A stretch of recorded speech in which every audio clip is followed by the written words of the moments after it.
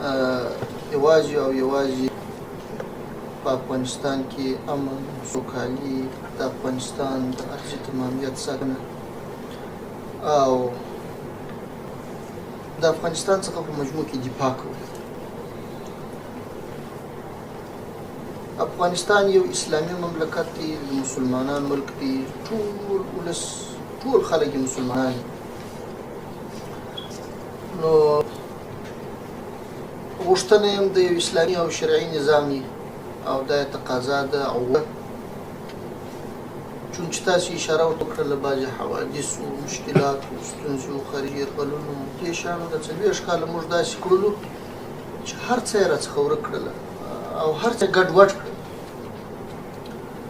نو اوس به په نوي عزم په قوي اراده کوشش کوو چې د دې اسلامي هیواد اسلامي نظام په هر قیمت وي دا وساتو او د دې خاورې څخه دفاع وکړو. دا به معاهد وي، دا به موعده وي، دا به مجمنه وي.